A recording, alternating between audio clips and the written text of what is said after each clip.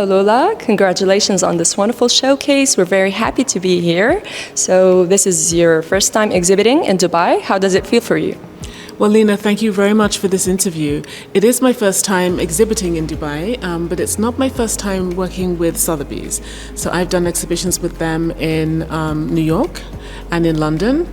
And I was really excited at the opportunity to do something here because this is a region that really excites me. It's a meeting point of many different cultures. There's a strong West African presence here, and I'm really excited about establishing a presence in this region. There's a newness and a freshness and an openness that comes from the fact that, yes, we are in the Middle East, but it's also very multicultural, and which is sort of part of my DNA. Very happy to have you here as well, Lola. So your jewelry draws inspiration from your Anglo-Nigerian and West African heritage. How do you make sure that the cultural elements in your designs resonate with a global audience, such as here actually in UAE? You know, that's interesting because, as you pointed out, I'm Anglo-Nigerian. I have come from a Nigerian family, but I was born and raised in London. Having a mixed heritage it's quite a common thing, and so people relate to that, whether or not they are West African. I think people are able to relate to that. Yeah, absolutely. You've mentioned several times your great-uncle's rings as a key inspiration.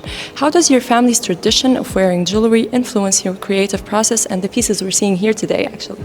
Yeah, I think that I am the same as everyone else in my family. I like to wear jewelry all the time in a very celebrational way. I sort of carry that tradition forward. And growing up, I just saw everybody wear jewelry all the time. And when I say everybody, I mean the men, my uncles, as well as, the women. And I took it as just being quite normal. At Foochia, we really admire your pentagonal-shaped beaded gold hoops. It is a fresh twist on a classical style. Are there any other pieces in this showcase that blend classical elements with modern jewelry trends? One of the first pieces I put together was the Sybil ring, and it's the same motif that I've now used in the pit ring. I'm wearing a Sybil ring now, and looks absolutely amazing, by the way. Thank you. And I see this as a modern signet ring, but it's really based on that original signet ring. In the colonial period, there would be a coin there. And I just wanted to do something a little fresher, a little lighter. The goldsmiths that I was working with at the time in California were like, yeah, no, you can't do that. It didn't fit the traditional mold. Okay. And I was like, can we just try? Can we just try doing what I want to do? So sometimes I'd have to persuade people. Wonderful job. So let's delve into a topic that's becoming increasingly relevant nowadays, the AI technology, of course. How do you envision the future of jewelry designers with the integration of AI into the creative process? That is really an interesting question. And I have to say, like most people, I don't know. It's all unfolding before our very eyes. As you may know, that I'm a technology lawyer. That's my first career. Yeah, of course. Yeah, so I worked in Silicon Valley for a very long time, and I saw big companies, create new industries where there wasn't one before. I think that's what we're going to see with AI. I don't know about the creative process. I think it's going to be very useful in the sales and marketing process. Yeah, quite interesting. So your mother's dedication to wearing jewelry as a nurse is truly inspiring, I must say. How do you think jewelry can empower women and help them express their identity regardless of their profession? There's something about wearing gold. It's our most precious mineral, and it's been worn throughout history. It comes from the earth. We come from the earth. We return to the earth. Yeah, so sure. There's just something powerful and mystical about it. Lola Feinhurst has become a favorite among Hollywood stars such as Halle Berry. What do you think draws these celebrities into your own work, and how does it feel to see your creations shine on the red carpet?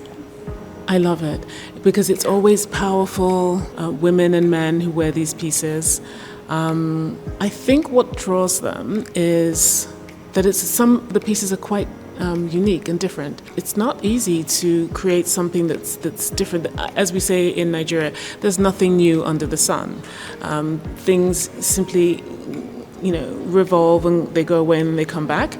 But I think, without being immodest, I've been able to create a few things that are really, really net new, and people are drawn to that. Any advice for up-and-coming jewelry designers, especially those from underrepresented backgrounds who's seeking to make their mark in the industry?